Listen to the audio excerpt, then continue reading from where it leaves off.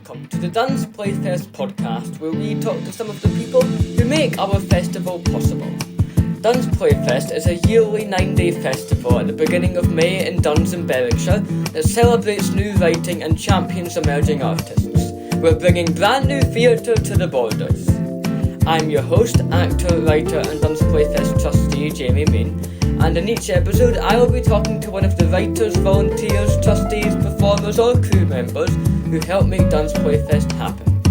So, without any further ado, let's go on with the show! Today I'm joined by our festival producer, the one and only Sara Best. Sara, thanks for coming on today to talk to me. Thank you. Just to start off with, what sparked your passion for theatre? I think I've always had theatre in my blood. I started dance classes at 3 and so was probably put on the stage fairly shortly afterwards. Then I would have gone in through panto and then youth theatre. And then as soon as I finished my maths degree, I came up to Edinburgh and started getting involved in community theatre, which was what I wanted to do. So, that's what I did. So, you kind of touched on that a bit. You're quite involved in the festival sphere now. How did that point where you started getting involved in community theatre in Edinburgh, how did you get to that point now? So it's been a long journey. I have come through, I came up to Edinburgh in my early 20s and started to work with organisations like Lung Haas, created my own integrated dance company called People Kind, was working for Dance Space and doing a lot of creative work with a lot of marginalised groups.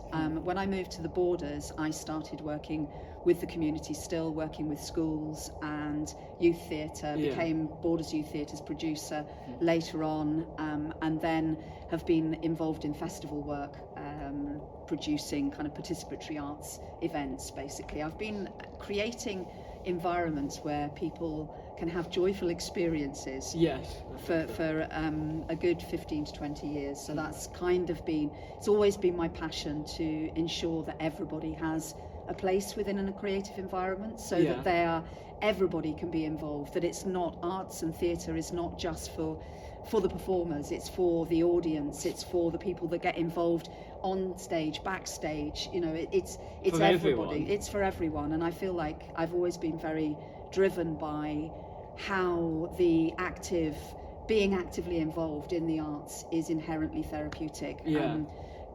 So that has always been part of my rationale, as just ensuring well-being and mental health.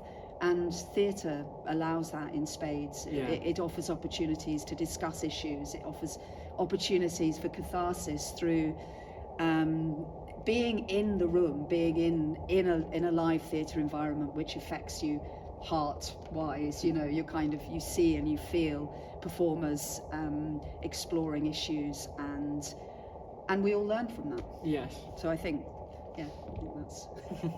So how did all of that work and all of that passion lead to you becoming involved with DunsPlayFest? So actually a technician friend of mine saw the advert when in 2023.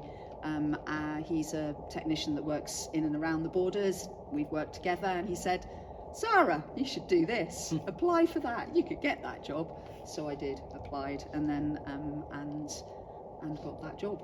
And the rest is history. Well, the rest is an ongoing passion and labour of love, as well as history and So your role as festival producer encompasses quite a wide range of responsibilities. How would you describe your job and what it entails? Oh goodness. So it entails everything from programming alongside John to working with PR alongside Ramsey, to building stages and working with Eric, working with Jenny with finance, working with Karen with design, so all our key trustees all have a role which I will work with them to ensure that every single area of the production of this 9-day festival and all the before and after goes as smoothly as possible. So it involves kind of production work is every single aspect, really. It's from fundraising to programming to ensuring safeguarding to making sure that there's all these things are in place to allow as many people as possible to benefit. So, with all of that, what have been the biggest challenges involved in bringing the festival to fruition each year? So I think the main ongoing challenge is funding, and that is just an ongoing slog, really, to ensure that we have enough each year to cover the festival. So from kind of the end of one festival to the beginning of the next, we're looking for funding. We're looking and trying to bring in more money to be able to put on the best possible festival. We're kind of starting to get into a funding cycle which is allowing us to think about a festival 18 months ahead, which is much more how the lead-in should be. And I feel a bit more comfortable about that. So we've just put in an application that's for 2027. That feels like that we're on the road to kind of working towards sustainability and as much as possible. Obviously, nothing within the arts can be completely sustainable because we do need grants and trusts to support the work that we do. DunsPlayFest has grown massively since you came on board.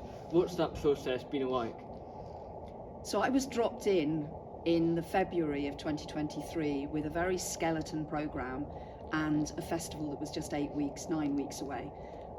So because I've spent 20 years in the Borders, a bit more than 20 years actually now, but I've spent a long time within the Borders, I have a lot of connection within the performing arts industry. So I just phoned a lot of people up and gathered a lot of people, and we created a kind of programme for the cabaret stage, which was filled with music and musicians, and then the main stage drawing on obviously Duns players, the opera, but also some of the people that I have known throughout my kind of career of being involved in performing arts in the Borders. So they came in too, adding to some of the already established companies like Tideline Runners and Firebrand, and Borders Youth Theatre came back in. We've got a nice long strategic partnership with them now, which is really blossoming and gives them extra opportunity for their young people. So it kind of grew. It grew because I'm a bit of a big dreamer. I kind of I like creating large things. I like big. So how would you describe DunsPlayFest to someone who's never been before? I think there's something for everyone. I think we have theatre and creative arts activities that everyone would want to get involved in, from a creative engagement programme which is more education based for those that might want to be on stage, to a technical programme that enables people to get involved in the off stage side or front of house side of the productions. We have events for families, events for storytelling, events for young children, events for people of all ages really, and then it's a platform that enables artists at all stages of their careers to stage new work. And I think that's something that the industry and the Scottish Borders really does need, somewhere safe to bring your new work that will that you can then stage in front of an audience at various stages, so from script in hand to full-scale production, and with a sympathetic audience. And we are hoping that we will expand that audience and that we will bring more people through the door, perhaps people that wouldn't think that theatre was for them, because I think we all believe that theatre is for everyone, and it has a place within the cultural life of a community, and a very important place within cultural wellness or community wellness. Can you tell us anything about what we can expect from DunsPlayFest 2026? More. There's going to be lots. We've got some lovely new emerging artists from Edinburgh. We have Firebrand back again, of course. Tideline Runners will be coming back.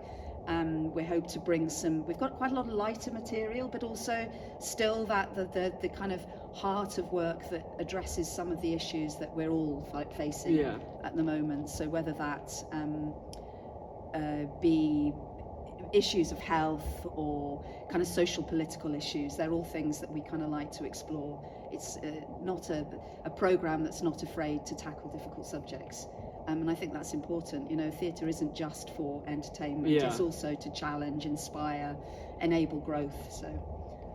So that's part of my mission within it. I've always wanted to ensure that the things that perhaps aren't talked about as much get airtime, Yes. and the groups that perhaps don't necessarily have a platform for their work are offered that platform.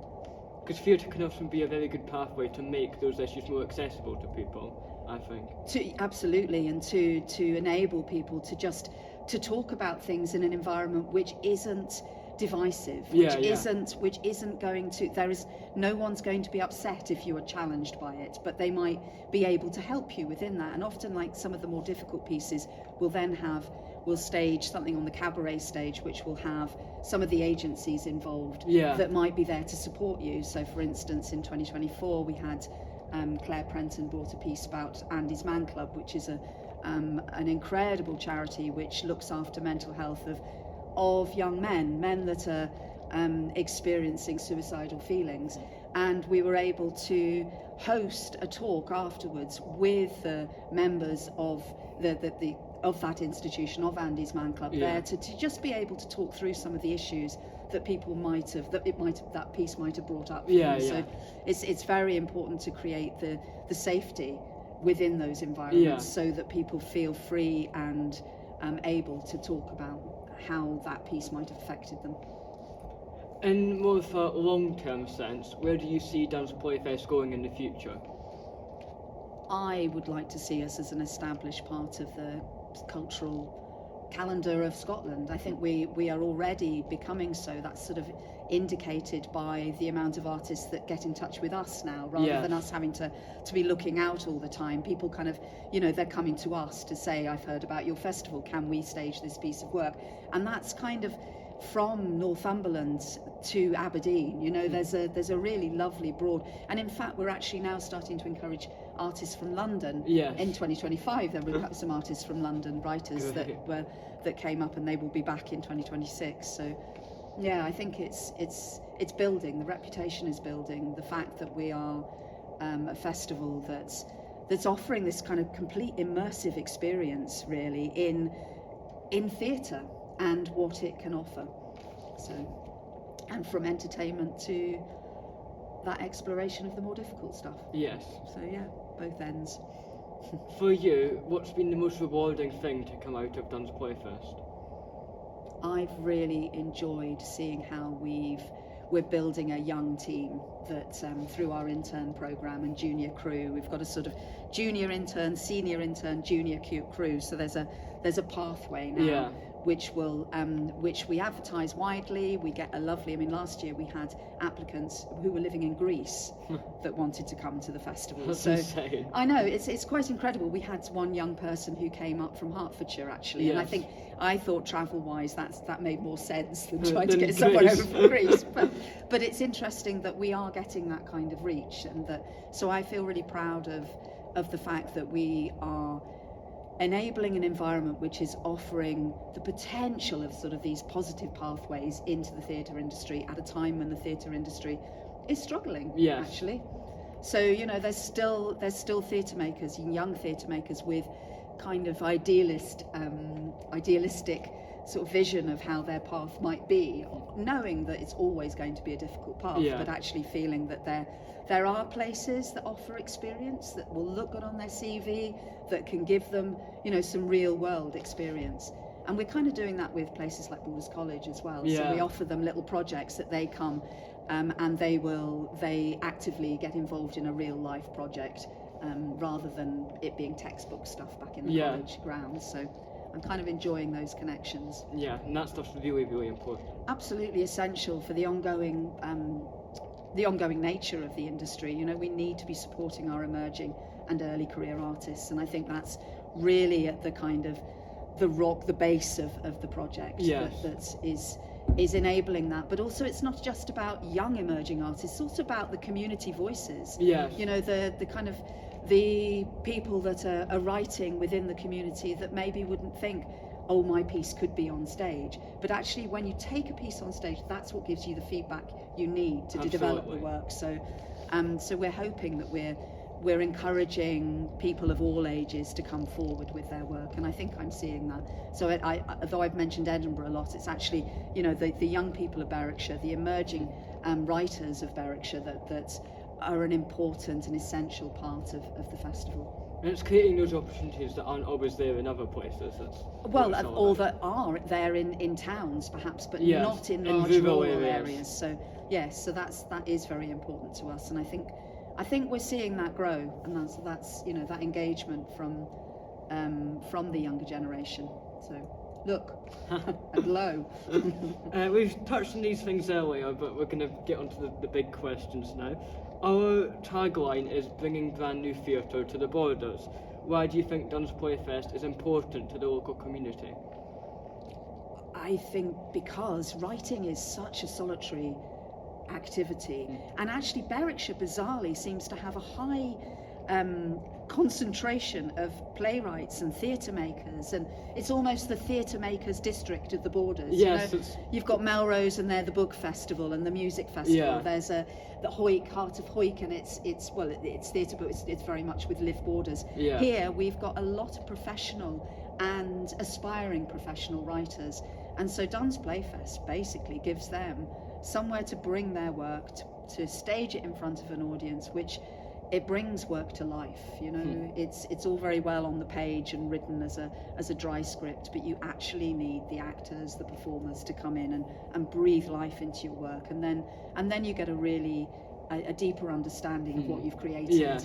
And other people see it too. So yes. it's a validation, but it's about a space to gather community and ensure that everyone feels welcomed, has a place, has an opportunity to present work if they wish to, but also an opportunity to be one of the all-important audience, So we hope that we're creating meaningful spaces for creative engagement, really. We're places to make meaningful connections, to build relationships, and I think there's nothing like theatre for doing yes. that, because it's right here now, everything's in the moment, and so it brings so many of the soft skills that perhaps are getting lost in our digital age. So I don't know if that answered the question. No, absolutely, yes. How is DunsPlayFest important to the wider Scottish theatre community? I think we're seeing that more and more now, as the wider Scottish theatre community gets in touch with us, and as we kind of try and build relationships with these different organisations to ensure the ongoing nature. I mean, Playwright Studio Scotland was very instrumental at the beginning, and they have an ongoing part, but we are hoping to, I suppose, become part of a touring programme throughout Scotland, and to ensure that work that is created and made in Scotland has a place within our theatre. Yes. So people will premiere their piece here and then have a rural tour that goes on throughout the rest of that year, and that has been Scotland-wide with people like Firebrand. They've tested something here, and then it still has a life. Actually, a piece that was written in 2024, the piece they brought in 2025 again has played in other places. It's now looking for ongoing support, as with most of Claire Prenton's work. It's the same. She's brought tested pieces out here and then gone to organisations like Creative Scotland to look to produce that in a more in a fuller way. So it's kind of a test ground. It's a good way of putting it. Why is theatre important to wider society? Oh gosh, I just feel that we're living in an age which is becoming more and more digital.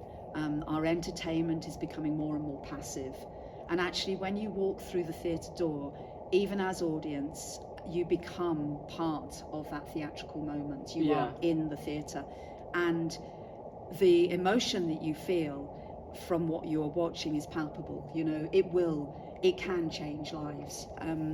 So I think as far as mental health and well-being is concerned, having a safe space for joy, actually, for allowing a fun, creative environment that just, where deep conversations about the work that you've just seen, which maybe have been issue-based, will have as much impact as the piece itself. Yes. And that there's a sense of community.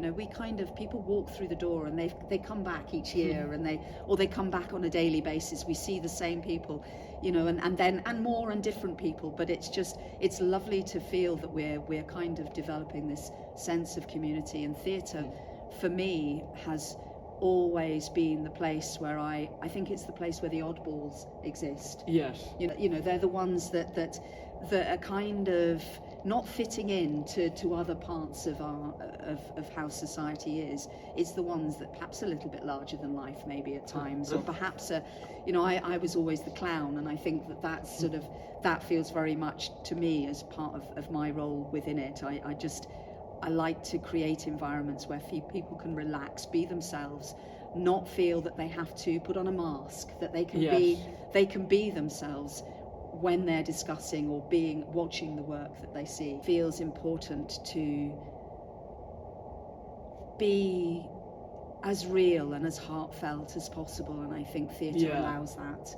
I think theatre enables us to be, we're pretending perhaps on stage to be somebody else, but within that you're exploring aspects of your own personality. Yes, you're becoming more in touch with yourself. You do, because you sit within different characters, and you perhaps play with that, and you see what works for you, what doesn't, and maybe that just develops a kind of richer cultural life for us all. Maybe theatre just allows us to be the best of ourselves, I think, anyway. And I think being actively involved, whether as an audience or on stage or off stage or front of house, you just feel the buzz of it all. And it's that buzz, it's that life stream, that kind of the feeling of life that is generated in these creative places that I feel really drawn toward, and I think enable and build an increased sense of well-being for anybody who gets involved. On a personal level, why is theatre important to you, and what does it mean to you? So I have always lived my life in a playful way, I think, and theatre is play, really. It is, and the more we can soften back and relax back into that playful, childlike qualities that we can all have, regardless of whether we are a lawyer in the top of our game or it doesn't matter who we are within that spectrum. If we sit back and play within the child, that's where vulnerability is, that's where innocence is, that's where real connection is. And so that's why the world of theatre, and it's become less and less about performing for me and more about creating the spaces for other people to perform in as I get older. But that world is about real connection, about heartfelt real connection for me.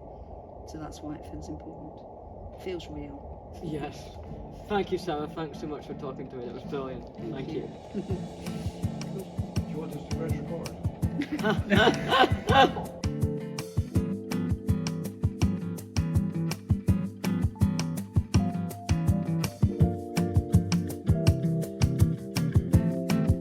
Thank you to my guest, Sara Best, and as ever to our brilliant board of trustees, in particular Eric and Ramsey, for all their help with recording. That's a wrap for another episode. Make sure to subscribe to the DunsPlayFest Podcast wherever you get your podcasts, and subscribe to our YouTube channel where you can catch our video podcast if you'd like to see our faces. You can follow us on Facebook, Instagram and TikTok at DunsPlayFest, and check out our website www.DunsPlayFest.org.uk. All the links are in the show notes. If you liked this episode, please tell your friends, and if you didn't, then don't. Thanks for listening, and please join us next time where I'll be talking to theatre maker and artistic director of Tideline Runners Theatre Company, Rob Flynn.